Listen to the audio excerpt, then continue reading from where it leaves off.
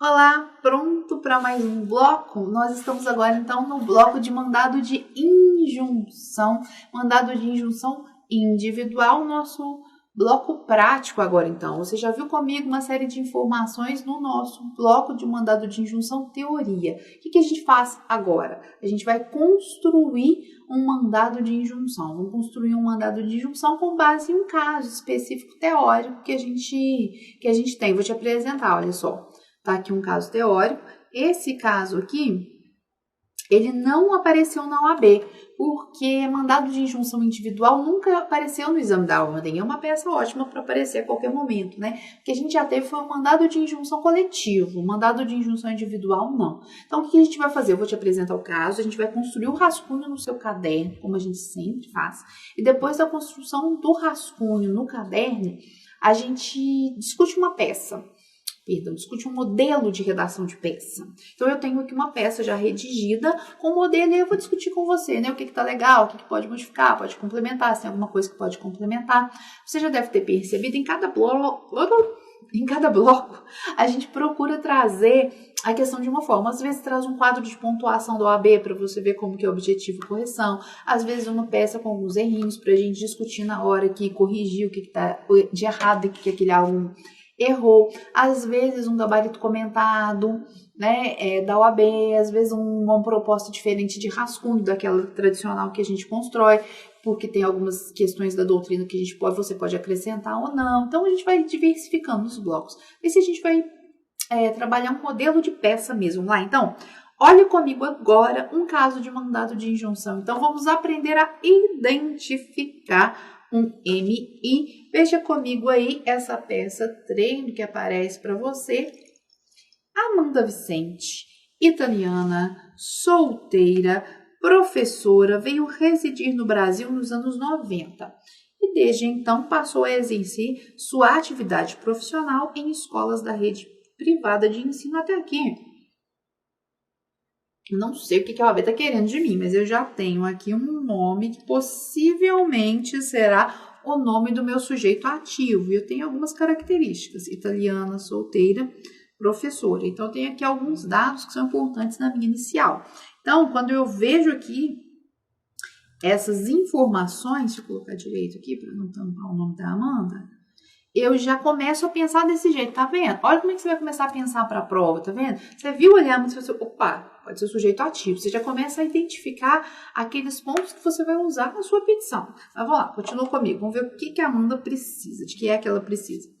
Estimulada por Joana, sua colega de academia, Amanda resolveu prestar concurso público para ingressar no cargo de analista administrativo do Tribunal Regional Federal.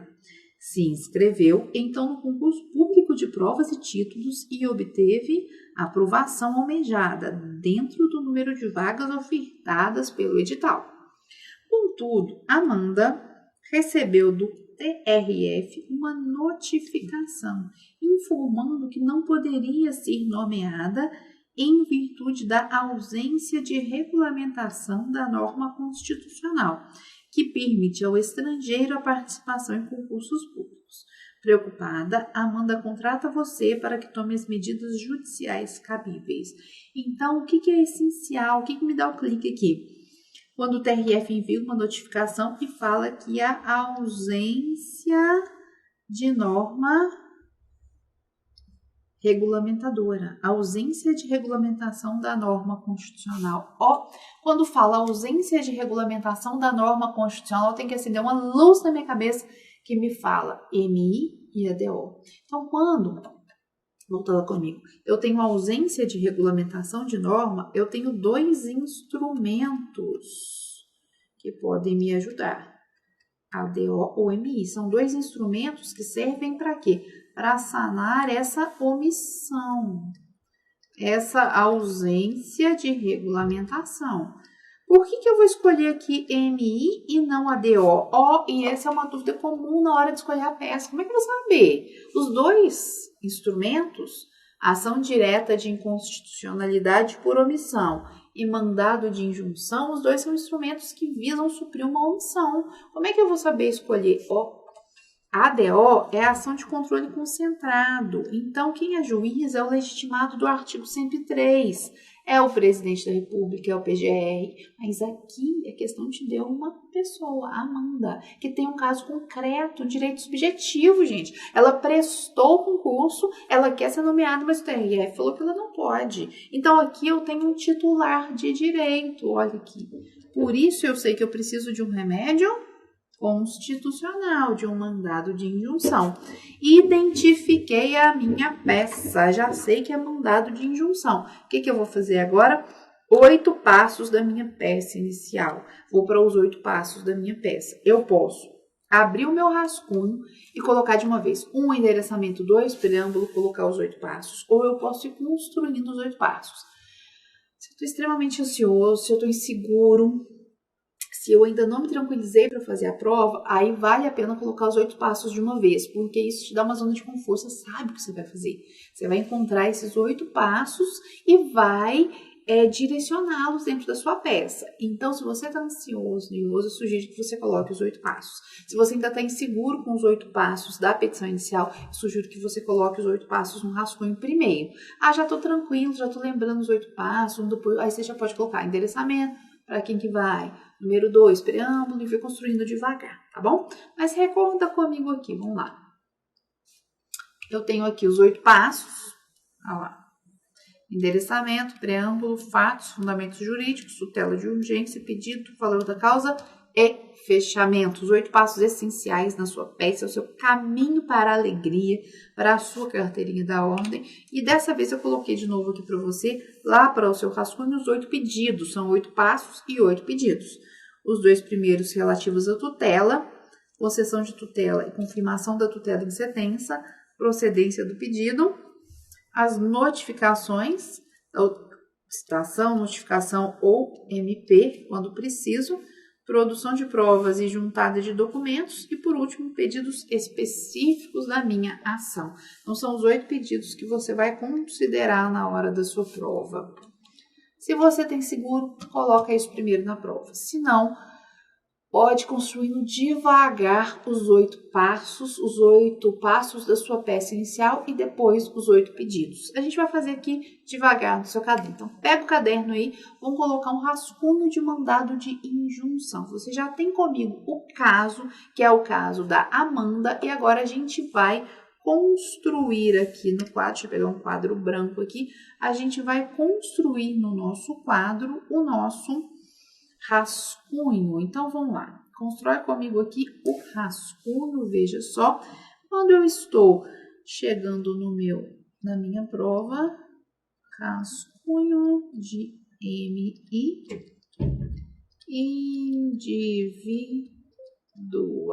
Vamos lá, força. Vamos construir um rascunho bacaninha para você recordar depois aí, na hora da sua revisão e arrebentar na prova. Primeiro, o que eu coloco? Endereçamento. Constrói comigo aí. Para quem que é o endereçamento? Bom, toda vez que a gente está falando de remédio constitucional, tirando o habeas corpus, que é um pouco mais específico, né? Eu defino o meu endereçamento pelo meu sujeito passivo. É o sujeito passivo que vai dar o endereçamento. Então, se você não está conseguindo definir o endereçamento, dá um tempo, vai para o sujeito passivo. Depois do sujeito passivo, você volta para definir o endereçamento. Mas então, vamos lá. Deixa o endereçamento aí que a gente vai voltar nele daqui a pouco. Isso é muito comum na prova, sabe? Não consigo definir o endereçamento de cara. Aí eu vou para o item 2. E o item 2 é o quê? O meu preâmbulo. Quem é que vem no meu preâmbulo? Bom, no preâmbulo eu preciso de autor, eu preciso da peça com o seu fundamento e eu preciso do réu, do sujeito passivo. Quem será o meu autor, o meu impetrante nesse MI? Amanda. É a Amanda Vicente. E o que a prova me falou? A Amanda Vicente é italiana. Ela é solteira, né? E ela é professora. No mais, a inicial não me trouxe. O que eu vou colocar? eu vou colocar os restantes itens do artigo 319, inciso 2 do CPC. Mas aqui eu não preciso copiar tudo no rascunho, não. E depois eu vou fazer o checklist no CPC. Ah, eu quero, prefiro. Então, coloca tudo completo. Mas aqui depois você vai colocar CPF, 3 pontinhos, vai colocar endereço, 3 pontinhos, tarará, e vai colocar as questões referentes ao advogado, né? Advogado, tal, procuração. Mas isso tudo você pode colocar já direto na sua petição inicial, porque você já treinou muito. Ai, não tô segura aí, coloca no rascunho. Mas já pode colocar direto lá na peça inicial para você não perder muito tempo. Depois vai lá. Peça e fundamento. Aqui você vai respirar 1000 vezes. Você não pode errar o nome iuris. Volta aqui, olha para mim. Você não pode errar o nome iuris da peça. E não vai errar, porque você está treinando comigo desse jeito. Mandado de injunção, é muito comum a gente errar, a gente trocar por mandado de segurança. Você vai ver que tá na aula. Às vezes a gente... mandado de injunção. Porque o mandado de segurança é o remédio que a gente usa muito mais, de fato, né? Mas então, na hora da prova, toda atenção, a gente já teve aluno que zerou a peça porque errou o nome iuris aí no local propício, né? Na identificação. Colocou mandado de injunção no corpo da peça todo, colocou a lei correta, fundamento constitucional correto, mas errou o nome iuris. A OAB zerou a peça e não houve nenhum recurso que desse jeito. Então, é preciso muita atenção nessa hora. Essa hora é muito importante, por isso que o rascunho é essencial, porque você vai escrever aqui e depois você vai conferir antes de passar para a folha oficial. Mandado de injunção. Preciso escrever mandado de injunção individual? Não. Se for coletivo, tem que escrever mandado de injunção coletivo. Mas o mandado de injunção individual é o mais tradicional. Então, eu só coloco o mandado de injunção. E vou colocar a fundamentação dele. Artigo 5º, inciso 71 da Constituição Federal e Lei 13.300 de 2016. Precisa colocar os dois? Precisa. Às vezes a OAB pontua ou um ou outro, mas você coloca os dois, vai deixar não, tá? Ó, esqueci a trem, a garrafa no meio da câmera que ninguém merece. Já tirei, gente, sumiu lá, ó. Sumiu, tirei já. Volta comigo aqui. Tiramos a peça, agora réu. Olha lá. Réu comigo agora. Quem que é o réu nesse caso? É uma autoridade coatora. Mas como é que eu vou definir? Bom, qual que é o meu problema?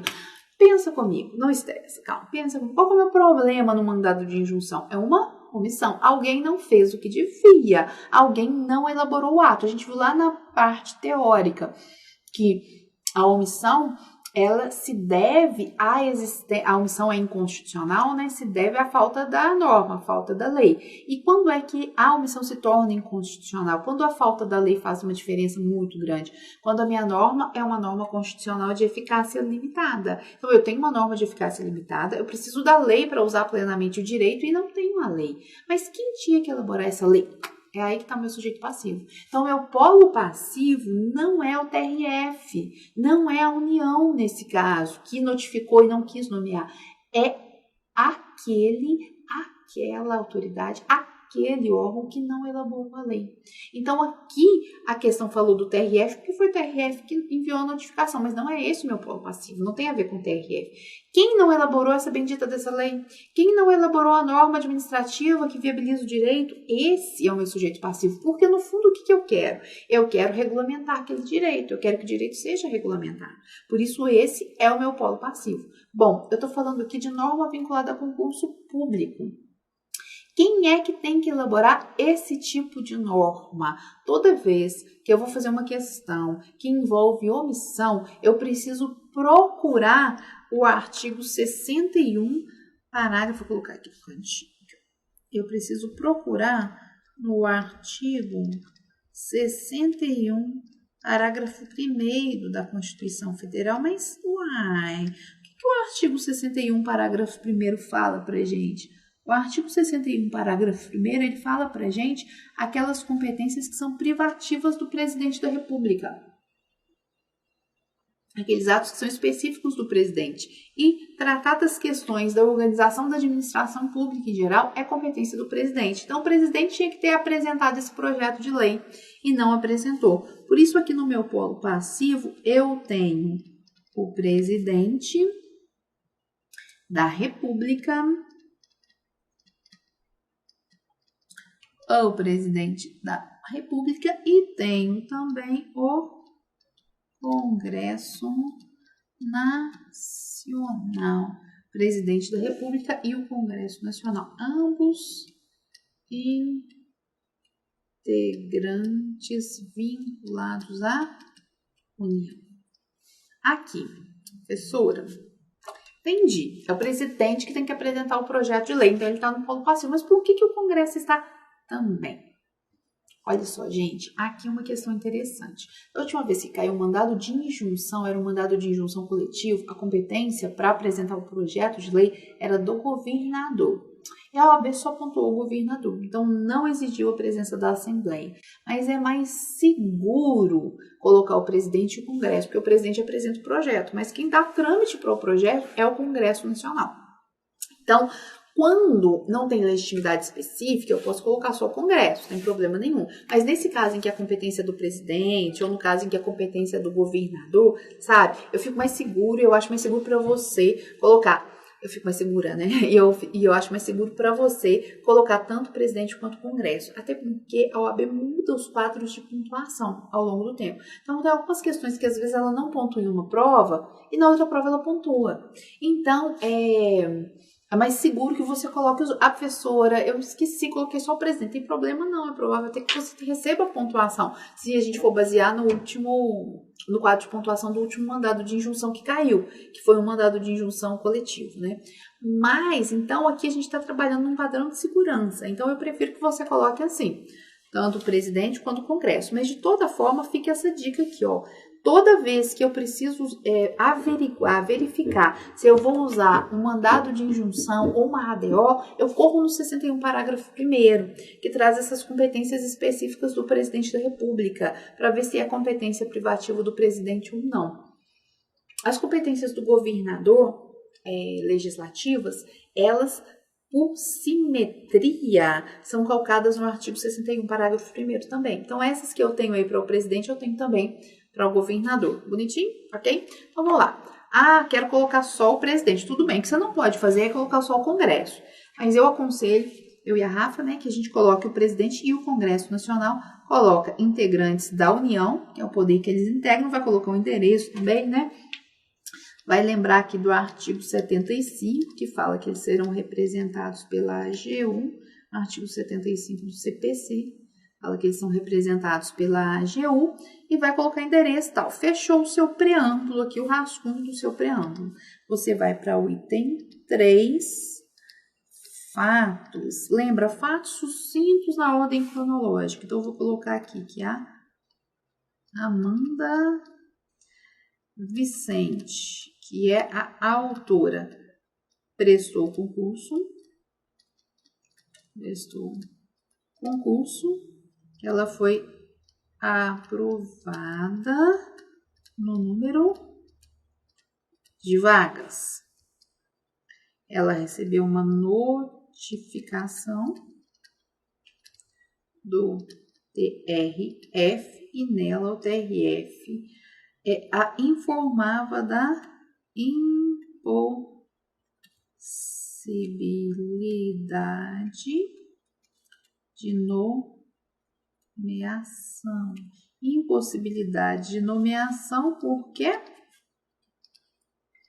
ausência de regulamentação. Ausência de regulamentação da participação de estrangeiros em concurso público.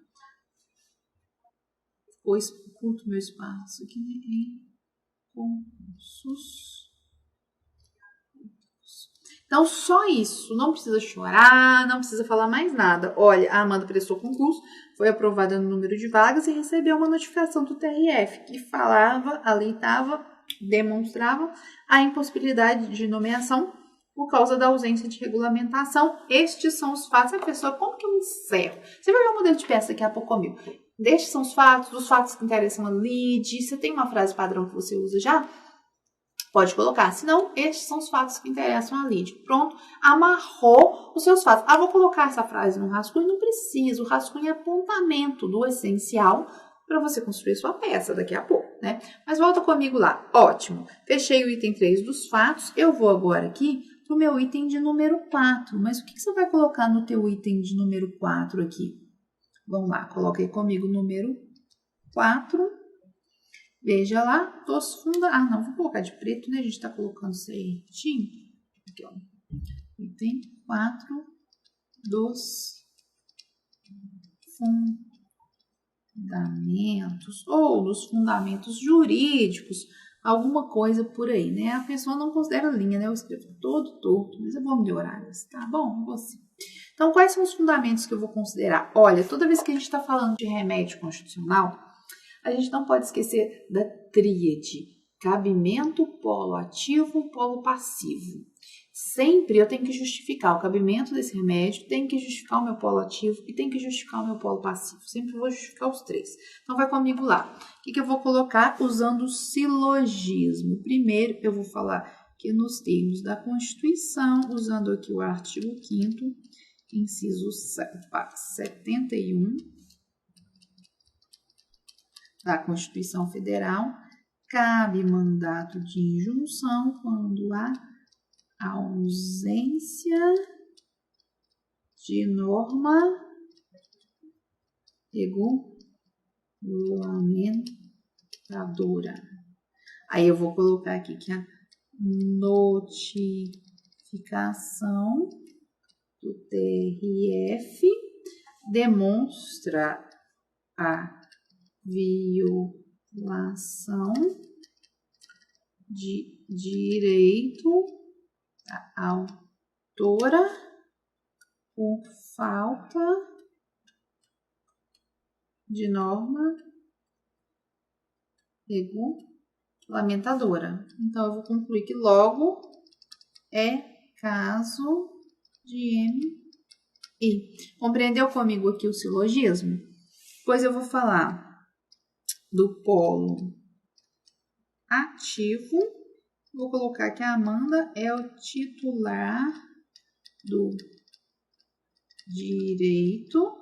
Ela é titular do direito que ela passou no concurso, mas não pôde ser nomeada. Depois eu vou colocar do polo passivo. O que eu vou colocar no polo passivo aqui? Vou colocar aqui a norma tem que ser proposta, a norma não, perdão, projeto, né? Projeto de lei. O projeto, vamos ser específicos, né? De lei tem que ser apresentado pelo presidente da República nos termos do artigo 61, parágrafo 1º da Constituição Federal. E preciso também que o trâmite ocorre no Congresso Nacional. Então, ambos estão no polo passivo da minha ação. Muito bem, eu tenho que colocar ainda aqui, já especificamente com relação ao direito envolvido, o artigo 37, inciso 1 e 2, que falam de concurso público.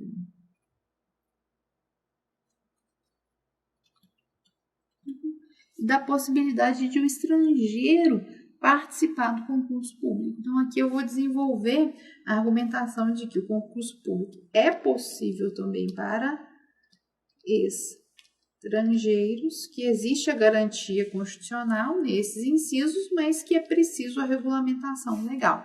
Então, quando geralmente cai mandado de injunção, eu não preciso desenvolver muito argumento com relação ao direito em si. Como assim? Você não entendi, não, Olha, se eu faço um mandado de injunção, fazendo um pedido relativo à saúde, relativo à educação, eu tenho que desenvolver argumentos basilares relativos ao direito à educação, ao direito à saúde. Quando eu faço uma ação ordinária pedindo uma indenização, eu tenho que aduzir argumentos embasando essa indenização, esse direito.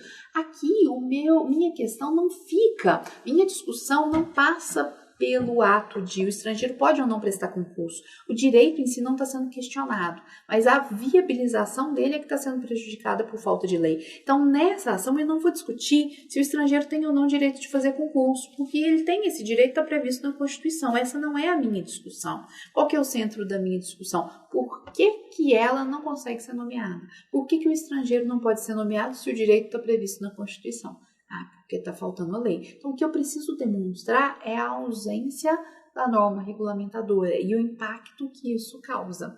Então, toda vez que eu faço uma ADO ou um mandado de injunção, é importante que nesse item final eu coloque alguma referência à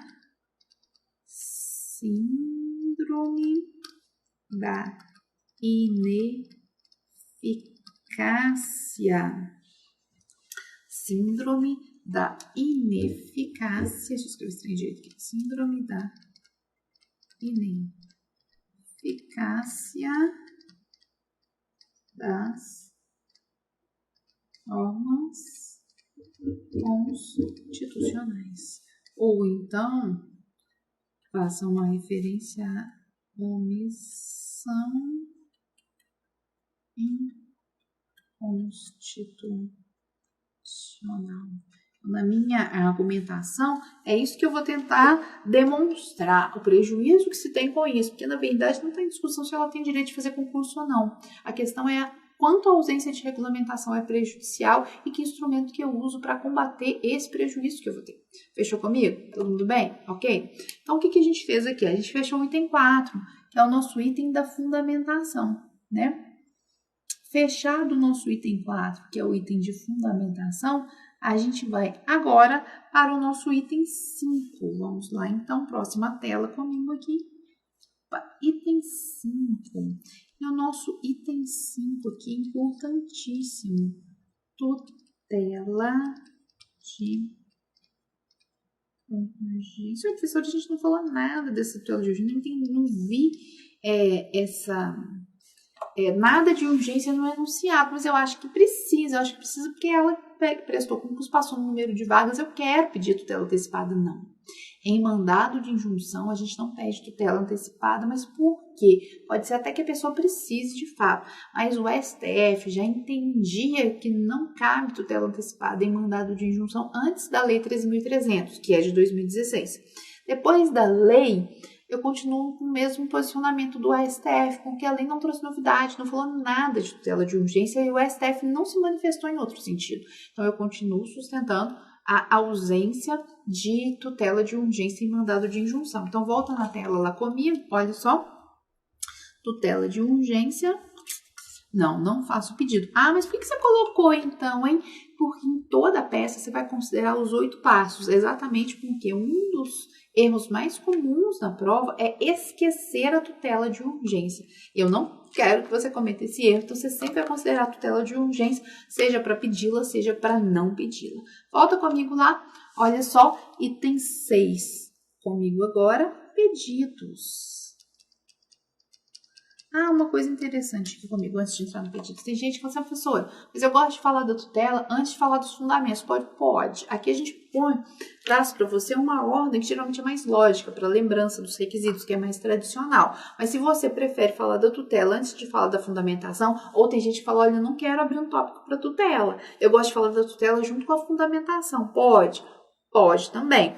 A gente acha melhor abrir para você não se esquecer, mas se você tem esse costume, não tem problema nenhum. Essa é uma sugestão de roteiro para te dar segurança, não para gerar insegurança, né? Volta comigo lá, olha só. pedidos. Lembra que a gente tem sempre que considerar 8 itens no meu pedido. Os 2 primeiros itens do pedido sempre são referentes à tutela. Tutela de urgência e tutela confirmação em sentença. Esses são os 2 primeiros. Aqui, nesse caso, a gente não pede nenhum dos 2, porque em MI não há tutela de urgência. Então, não faço esses 2 pedidos, não. Vamos, então, para o pedido principal.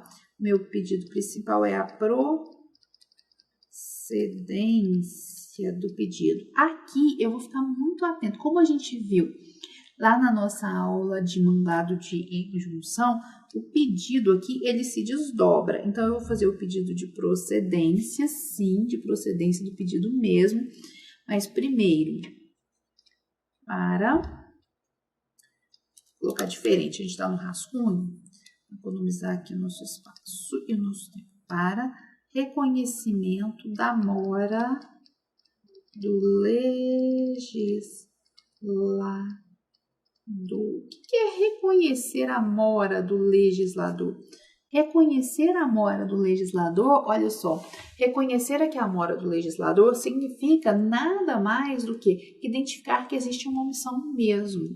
O judiciário vai determinar, vai falar, olha, realmente, de fato, existe uma omissão. Você alega a omissão e a lei realmente existe. Vai reconhecer que o legislativo ou o administrativo, que é aquele que tinha que elaborar o ato, ele está em débito, está em mora. Então, você tem que fazer esse pedido, que está na lei, reconhecer a mora do legislador e estipular um prazo.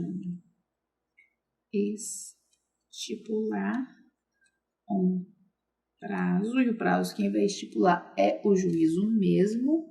A gente vai pedir um prazo razoável para a elaboração da norma faltante, da norma omissa. Deixa eu pegar o vermelho aqui. Esse pedido você vai encontrar na própria lei, está no artigo 8º da lei. Artigo 8º da lei, está lá no inciso 1 da lei 13.300 de 2016. Nem preciso dizer aqui que todos esses artigos que a gente vai citando, você vai grifando, colorindo no seu VAD. Você para aí o vídeo, confere lá e colore no seu VAD, ou então depois que você faz o rascunho, vai lá, confere, colore, já deixa tudo coloridinho, né?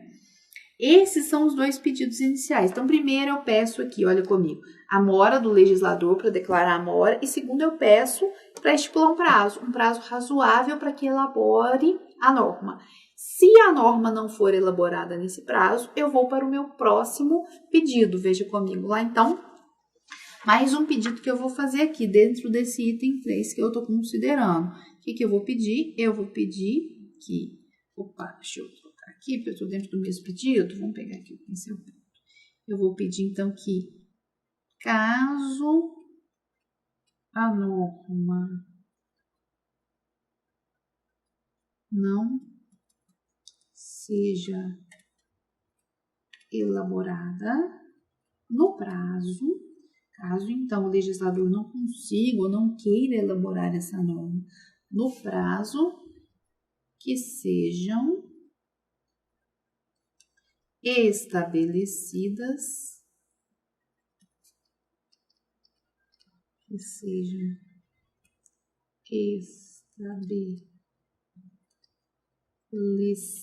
copia comigo aí no seu caderno, as condições para a viabilização do direito. Vou deixar na tela para você ir anotando comigo aí. Então, caso a norma não seja elaborada no prazo, sejam estabelecidas as condições para a viabilização do direito. Esse pedido é essencial? É essencial. Esse aqui você vai encontrar já também no artigo 8º da lei, mas no inciso 2. A lei 13.300 de 2016. Então, já grifa aí de uma vez, deixa tudo bonitinho aí no seu caderno. Olha só, a gente falou disso lá na nossa aula de teórica de mandado de injunção. Mandado de injunção hoje, de acordo com a lei, e foi isso mesmo que a OAB cobrou no mandado de injunção coletivo que caiu, ele adota esse pedido aí que é da teoria intermediária. Então, primeiro eu dou um prazo e se o legislativo não elabora no prazo, é que eu viabilizo o direito. Eu dou um prazo para o legislativo, se o legislativo elabora naquele prazo, eu uso a lei. Se o legislativo não elabora a lei naquele prazo, então eu uso a decisão judicial. Então, a decisão judicial tem 2 elementos. Aliás, 3, né? Ela reconhece a mora, ela dá um prazo para a elaboração da lei e depois, por último, no final, ela estabelece as condições para a viabilização do direito. Que documento, mas no caso da Amanda, que documento que ela vai apresentar, onde que ela vai se dirigir, o que o órgão vai considerar para admiti-la enquanto estrangeiro como servidora. Deu para enxergar comigo? Então, aqui o pedido principal meu se desdobrou em 3. Quando eu faço o rascunho, eu prefiro colocar desse jeito para eu não me confundir. Eu posso, lá na hora que estiver redigindo, colocar pedido 1, aqui, ó, vou colocar de vídeo, por exemplo, pedido 1, pedido 2, pedido 3. Mas quando eu estou redigindo, como eu tenho que considerar 8 itens para eu não me confundir, eu prefiro fazer dessa forma, entendeu? Agora vamos pôr em vermelho aqui para a gente continuar. Item 4. Agora eu parto para as notificações e citações. Então, eu vou pedir a notificação das autoridades coatoras. Aqui a gente considerou 2. Uma é o presidente e outra é o Congresso Nacional. Lembra que a gente colocou 2? As autoridades coatoras vão ser chamadas para prestar informação nos termos do artigo 5º da lei. É o artigo 5º, inciso 1 da lei 13.300 de 2016. Aqui a gente está no rascunho, né? Você vai colocar bonitinho, autoridades coatoras para prestar informação no prazo de 10 dias, parará. E você vai pedir aqui também, nesse caso, além da notificação das autoridades, a notificação do órgão de representação judicial dessas autoridades, que é, então, com base no próprio artigo 5º. Só que no inciso 2 do artigo 5º da lei 13.300. Olha só, gente, esse aqui é um pedido comum que você vai enfrentar, que você vai encontrar em remédio constitucional. É bem comum hoje, depois da lei do mandado de segurança, no remédio constitucional você peça a notificação da autoridade coatora e do órgão de representação judicial, AGU, por exemplo. Então, isso vem escrito na lei. Então, professor, eu tô achando complexo, eu não vou lembrar. Calma. Você vai lembrar por quê? Porque está escrito na lei, você acabou de grifar o texto aí, porque todos os artigos que a gente coloca aí, você coloca no caderno, já grifa lá para você ter como referência, já colore para ter como referência. Então, vai se lembrar assim. Mas é para que a autoridade, ela preste as informações com relação ao fato. E a representação judicial presta as informações jurídicas envolvidas naquela questão. Então, nesse caso, além de notificar a autoridade simplesmente, eu peço também a notificação da representação judicial, nesse primeiro item. O segundo item, e que é o nosso número 5, ainda dentro dos pedidos, a gente considera a situação do MP. E a gente precisa também aqui pedir a notificação do MP. Isso vem no artigo 7º, da lei 13.300. Então, o rascunho fica assim, ó. MP, tá vendo? Não precisa escrever oitivo. Pode escrever se você quiser, mas não precisa. Artigo 7º da Lei 13.300 de 2016. O que eu te aconselho? Eu te aconselho a colocar o artigo de uma vez, porque você fez o seu rascunho, aí você faz o checklist na lei, você colocou tudo no 319 do CPC, na lei, pediu notificação do MP, esqueci, você já coloca no rascunho. Pediu notificação da autoridade coatora, das duas, pedi notificação da entidade de representação judicial, esqueci, já coloca no rascunho e coloca o artigo. Porque depois que você faz seu rascunho, tá pronto, já fez o checklist na lei, você vai só se preocupar com a redação da sua peça, vai preocupar em transcrever tudo que está no rascunho e fazer efetivamente a redação. Então, essa é uma boa técnica. Mas continua lá comigo. Depois que a gente fala do MP, a gente precisa falar da especificação de provas. Vamos voltar no preto aqui. 6, eu coloco especificação de provas. Especificação de provas. E a especificação de provas, ela não é cabível no mandado de injunção, mas no 7 eu tenho a juntada de dotes. Com base no artigo 320 do CPC, eu vou juntar os documentos que eu tenho, nesse caso eu tenho vários documentos, né? Vou fazer a juntada dos documentos. E eu tenho o número 8, terminando a nossa lista de pedidos, que são pedidos específicos, especificidades. No caso do mandado de injunção, eu tenho pedidos específicos, mas os pedidos específicos eu prefiro colocar aqui, ó, junto com a procedência, porque fica mais fácil de identificar, fica bem mais fácil de você identificar aí, tá vendo? Eu vou pedir a mora, necessariamente tem que pedir a mora, eu vou pedir aí a elaboração da norma em um prazo razoável, vou fazer esse pedido. E por último, ainda vou pedir a viabilização do direito, tá vendo? Olha lá, ó, as condições para que o direito seja viabilizado, essas condições para que haja mesmo, então, viabilização do direito. Fechei os meus pedidos, tá vendo? Olha aqui comigo, acompanha lá. Você estava no item 6, colocou 1, 2, 3, 4, nem todos os pedidos a gente fez, mas a gente pensou em todos eles, 8. Ótimo, agora a gente vai para o item 7 e para o item 8, já nos encaminhando para o final da nossa petição. Deixa eu te ver um pouquinho. Item 7 e item 8, mamão com açúcar para a gente já, né? Vamos lá? Olha comigo lá. No item 7, o que a gente coloca mesmo? Valor da causa. Ah, não tem valor, realmente não tem. Você vai colocar o quê? Cifrão e 3 pontinhos, porque eu não tenho um valor específico. Precisa colocar no rascunho o valor da causa? Não. E por último, mas eu quero que você coloque o item 7, valor da causa, para você não se esquecer dele. E por último, fechamento. Fechamento da minha peça. Não preciso colocar o fechamento aqui não, ó. Só se eu quiser realmente posso colocar. Mas não preciso colocar não, tá? Então, fechamos com isso a nossa peça.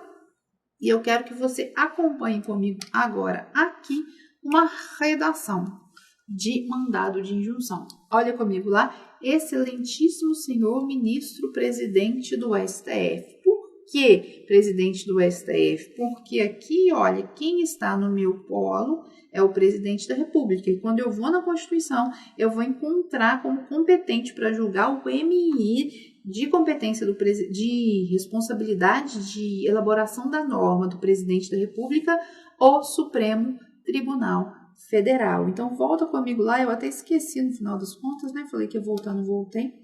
Volta comigo lá, ó, no seu endereçamento que ficou. Se o meu réu é o presidente e é o Congresso, a competência aqui será do STF.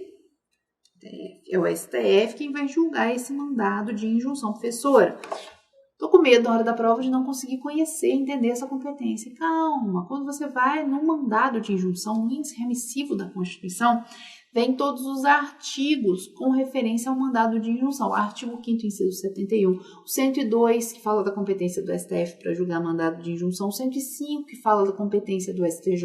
Então, você vai conseguir encontrar dentro da competência do STF a competência dele para julgar mandado de injunção quando o ato deveria ter sido elaborado pelo presidente, pelo Congresso, e vai conseguir saber que a competência é do STF, sim, sem o menor problema. Mas volta comigo lá. Vamos voltar ao nosso caso. Então, veja aqui comigo. Excelentíssimo senhor presidente do Supremo Tribunal Federal.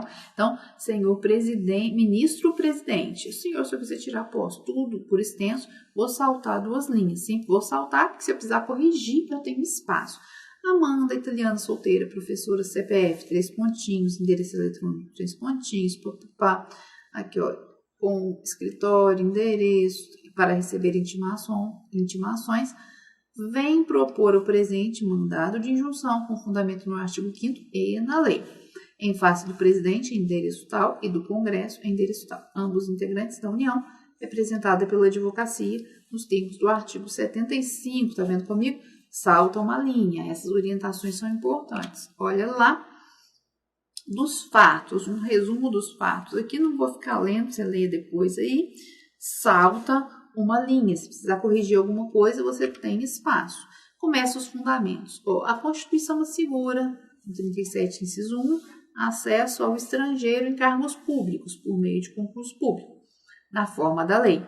A norma constitucional em questão classifica-se como norma de eficácia limitada, ou seja, o uso do direito depende da edição da lei.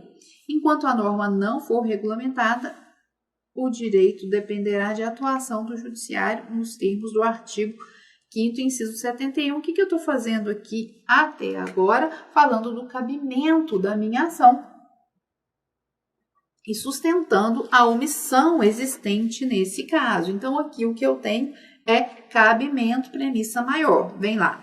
A impetrante prestou concurso público de provas e títulos e foi aprovada dentro do número de vagas, preencheu os requisitos da Constituição. Eu já estou sustentando 2 aspectos aqui, né? A premissa menor do cabimento é caso de mandado de injunção e a legitimidade ativa da autora.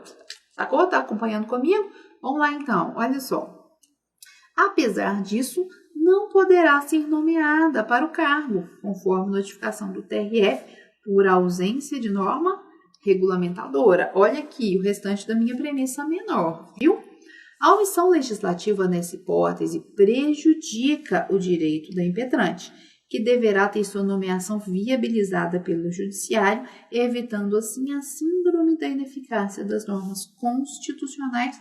Olha a minha conclusão aqui. Então, eu falei lá, tá na Constituição o direito dela. O direito dela está na Constituição, mas ela não pode usar por falta de norma regulamentadora. Primeiro, ela que quer usar o direito. Segundo, ela não consegue por falta de norma regulamentadora. Terceiro, esse então é o caso de mandado de injunção. Fechei a minha argumentação, já sustentei o cabimento e falei da legitimidade ativa. Preciso ainda falar aqui da legitimidade passiva. Viu nesse modelo de redação que não é nada mirabolante, estratosférico que você tem que fazer? Você tem que seguir a receita de bolo, tem que seguir a técnica. Volta comigo lá. Olha só. Nos termos do artigo 61, parágrafo 1º, inciso 2 da CEF, né, a linha C especificamente aqui, o projeto de lei que disponha acerca do provimento de cargos públicos é de iniciativa do presidente da República e deve ser apresentado à Câmara dos Deputados, tramitando nas 2 casas do Congresso Nacional, estando então tanto o presidente quanto o Congresso no polo passivo dessa ação, que pleiteia viabilizar o direito. Estes são os fundamentos jurídicos relevantes. E mandado de injunção é isso mesmo. Quando eu tenho outro tipo de ação, eu posso ter uma fundamentação mais robusta, por exemplo, tendo que sustentar a possibilidade de prestar concurso da amanda. Nesse caso, eu não preciso, eu só vou discutir o impacto da omissão e a existência da omissão. Essa é a norma. Citar que a norma é uma norma de eficácia limitada, nesses aspectos assim. Volta comigo lá. Ótimo, então, pedidos. Não tem tutela, então aqui, olha só. Como é que fica a redação, né? Uma sugestão para você. Procedência do pedido para reconhecimento de mora legislativa, bem como para estipular prazo razoável para a elaboração da norma faltante, nos termos do artigo 8º, inciso 1. Requer ainda, caso não seja editada a norma no prazo estipulado, que sejam estabelecidas as condições para o exercício do direito, nos termos do artigo 8º, inciso 2. Notificação da autoridade coatora, presidente e Congresso Nacional, para prestar informação em 10 dias, nos termos do artigo 5º. Notificação do órgão de representação judicial, nos termos do artigo 5º, inciso 2. Sempre com o artigo, tá vendo? Que isso aqui a OAB muitas vezes pontua, são décimos para a citação do artigo. Notificação do MP, nos termos do artigo 7º. Juntada dos documentos que acompanham a petição inicial, salta uma linha, porque você acabou os pedidos, dá-se a causa o valor, não inventa, olha para mim, não inventa valor para causa. Isso pode sugerir identificação do candidato. Se não dá para saber o valor, e no nosso caso, na maioria das vezes não dá, você coloca 3 pontinhos, que é a orientação do edital. Se você não tem a informação, coloca 3 pontinhos. Volta comigo lá. Fechamento. Termos em que pede deferimento, local, data, OAB e advogado. Então, essas frases de transição que eu tenho, termos em que pede deferimento, estes são os fundamentos, preencher os requisitos, e posso colocar aqui no no final deste aqui, ó, estes são os fatos que interessam a Lide. Essas frases que eu tenho aí, né, que a gente conferiu agora, são frases de ligação são frases que são padronizadas. Você pode usar outras que você já tem o costume de usar, pode usar essas que a gente está sugerindo aí na nossa redação. É importante que elas estejam lá importantes. Sugere um capricho. A OAB não tem item de pontuação para isso. A correção é objetiva, não tem item de pontuação. Mas sugere um capricho na peça, né? Uma zona de segurança. Então, você viu comigo aqui um bom rascunho, montou o seu rascunho. Confere na hora que você for fazer a peça como que é mais fácil quando os artigos estão no rascunho, né? Quando a gente tem um rascunho, estrutura o nosso raciocínio. Depois do raciocínio estruturado, elaborar a peça é muito mais fácil. Você já sabe tudo que você vai colocar, os fundamentos, os artigos. Isso é importante para a gente que está fazendo prova e não pode contar com a nossa tranquilidade no momento da prova. Claro que não, né? Porque a ansiedade, ela é natural. Agora que você já fechou, eu te convido para a hora de treinar. Olha lá comigo o nosso último ponto, hora de treinar. Pega o seu caderno de hora de treinar. Lá tem um mandado de injunção individual inédito para você, com uma sugestão também de redação. Faz o seu rascunho, faz a sua peça, confere no final com o modelo que a gente te apresenta, o que você aceitou, o que você errou. Pode ter certeza que a cada dia você está avançando um pouquinho mais, a cada dia você está aprendendo, fixando um pouco mais desses 8 passos da inicial, fixando um pouco mais desses 8 passos do pedido, porque o nosso objetivo é que você chegue na prova seguro, sabendo o que você vai saber, e principalmente sabendo que você precisa de técnica. E é o que você está aprendendo com a gente aqui. Então, vamos lá? Bora pro hora de treinar, fazer mais uma peça e eu te espero nos próximos blocos. Até mais!